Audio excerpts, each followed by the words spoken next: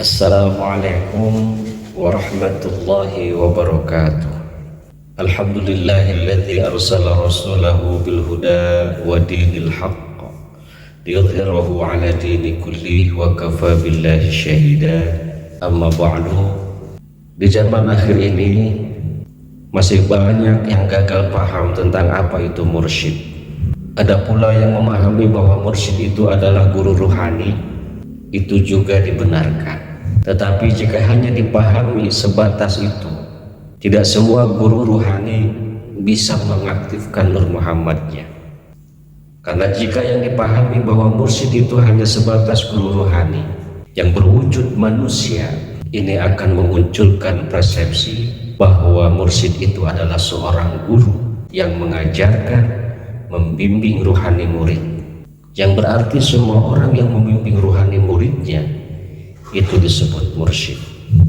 Padahal sejatinya mursyid itu adalah guru ruhani yang mewujud sebagai manusia yang kamil mukamil, sehingga ada dua entitas yang berbeda dalam satu wujud, yaitu guru ruhani berupa Nur Allah sendiri dan guru jismani, yaitu seorang pembawanya yang nampak oleh panca indera berwujud manusia. Sampai di sini kita bisa simpulkan tentang penjabaran dari makna berwujud dan mewujud. Lalu timbul pertanyaan, sebetulnya sejatinya mursyid itu apa sih? Dan mursyid itu guru rohani memang benar, tapi mursyid berupa apa? Mursyid adalah guru rohani yang bisa disandang oleh semua ulama. Namun tidak semua mursyid bisa mengaktifkan Nur Muhammad kecuali mursyid yang kamil mukamil. Mursyid yang kamil mukamil ini adalah Nur Allah sendiri yang menghampiri sosok manusia yang dipilihnya, yaitu manusia yang kamil mukamil yang telah mampu menerima vibrasi cahaya dari Sang Maha Cahaya, yang sudah mampu berada di titik nol atau berada di titik makom ilahi, yaitu manusia berkesadaran tinggi yang tidak lagi mudah terjebak oleh dualitas baik dan buruk. Disinilah letak kesempurnaan manusia yang akan dipilih oleh Allah Subhanahu wa Ta'ala sebagai utusannya. Para pemirsa yang dimuliakan Allah, jika nur itu dikiaskan akan cahaya, tentunya cahaya itu untuk sampai kepada mata kita tentu dibutuhkan media rambat berupa udara. Sama halnya Nur Allah untuk sampai kepada kita, untuk sampai kepada manusia yang dipilihnya, yaitu kekasihnya. Karena Nur Allah itu berlapis-lapis, nurun ala nurin, cahaya di atas cahaya. Jadi Nur Allah yang sampai kepada manusia itu disebut Nur Muhammad atau Rasulullah Shallallahu Alaihi Wasallam. Nama Allah dan Rasulnya ini berkekalan dan tidak terpisah, karena Rasulullah yang dimaksud bukan jismaninya Nabi Muhammad, tapi Rasulullah yang kodim, bukan yang baharu.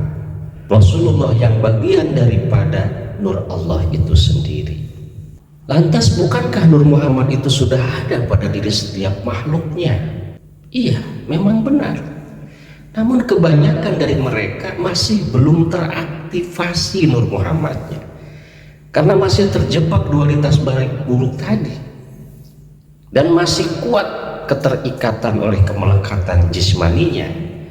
Makanya tidak heran jika mereka masih senang menghujat, marah-marah, membenci, masih tidak mau menerima keburukan yang hadir di kehidupannya, juga masih mau berbangga diri dengan segala kebaikan yang hadir kepadanya.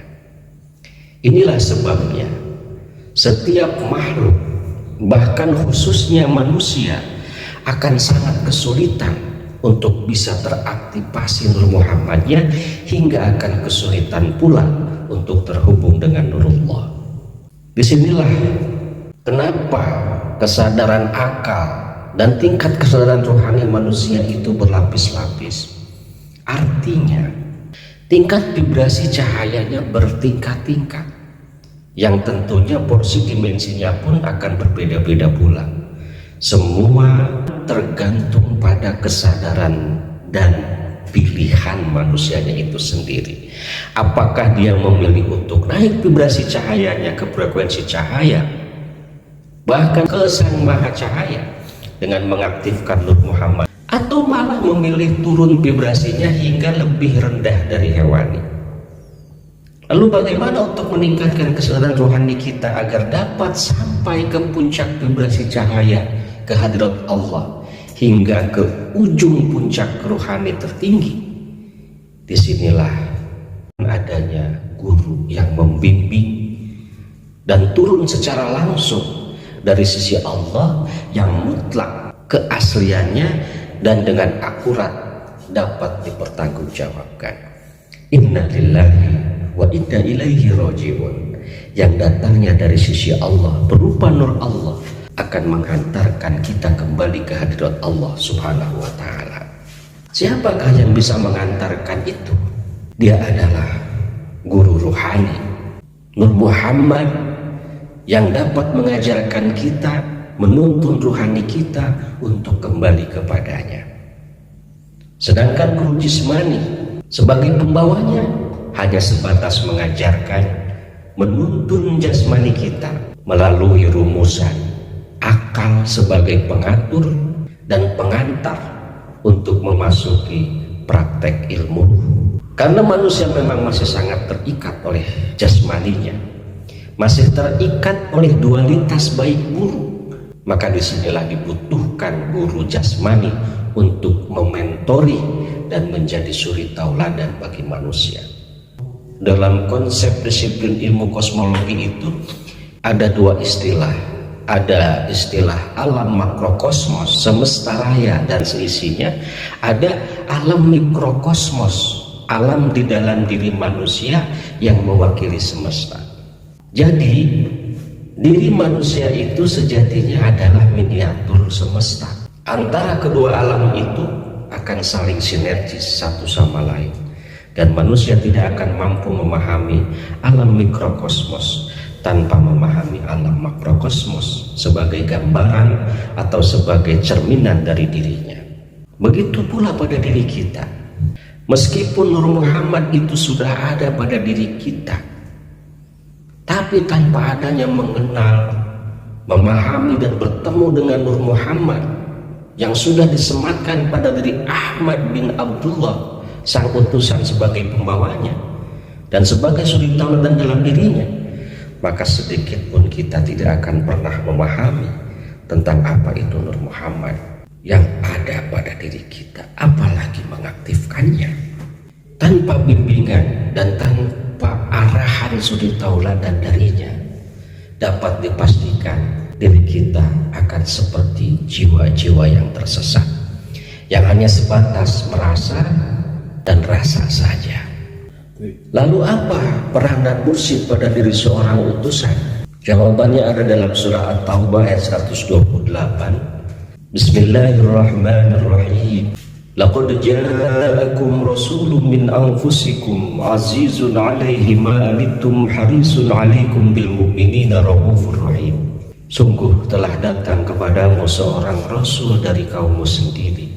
Berat terasa olehnya penderitaan yang kamu alami.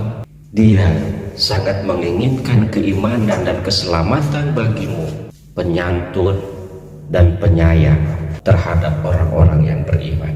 Jadi seorang mursyid yang kamil mukamil itu peranannya sama seperti nabi-nabi terdahulu sebagai seorang utusan, rasulnya Allah. Meskipun di akhir zaman ini tidak lagi disebut rasul, karena masa kerasulan memang sudah ditutup oleh nabi terakhir, yaitu baginda Nabi besar Muhammad SAW. Tapi risalah itu tetap masih ada, karena sang utusan telah mewariskan kepada ulama sebagai penerusnya. Al-ulama'u warasatul anbiya. Seorang ulama yang mewarisi keilmuan para nabi sebagai pengemban risalah, yang estafet sanad waris keilmuannya secara rohani terkonek atau terhubung kepada Rasul Muhammad bin Abdullah hingga sampai ke hadirat Allah Subhanahu wa ta'ala. yang mana beliau telah mampu mengaktifkan Nur Muhammad di dalam dirinya. Maka dari diri Ahmad bin Abdullah lah kita bisa menauladani bagaimana caranya beliau mengaktifkan Nur Muhammad di dalam dirinya, sehingga cahaya sifat-sifat kemuhammadan dalam jasmaninya terlihat jelas dalam diri Ahmad bin Abdullah, sehingga cara tersebut dapat ditularkan kepada manusia-manusia yang lainnya. Cuma beda sebutan saja antara Rasul dan ulama, adapun peran, misi dan tanggung jawabnya sama saja, yaitu sebagai juru selamat umat manusia agar kembali ke vibrasi cahaya hingga sefrekuensi dengan Sang Maha Cahaya, yaitu Allah Subhanahu wa Ta'ala. Pesan saya, temukanlah dan belajarlah kepada guru mursyid yang kamil mukamil untuk mengaktifkan Nur Muhammad kita. Dan jangan belajar hanya sebatas lewat buku saja kalau tidak mau tersesat. Karena yang membaca Quran mushaf saja masih sangat rentan nyasar jika tidak diiringi membaca Al-Quran Qadim lewat tuntunan guru pembimbing rohani dan guru wali yang mursyida. Semoga kita semua dapat dipertemukan dengan ulama yang mursyid kamil mukamil, yang dapat membimbing rohani kita bagaimana cara mengaktifkan Nur Muhammad di dalam diri kita, sehingga nur insani kita dapat terhubung dengan Nurullah melalui wasilah Nur Muhammad dalam diri kita. Amin ya mujibas sya'irin. Wabillahi taufiq wal hidayah. Assalamualaikum warahmatullahi wabarakatuh.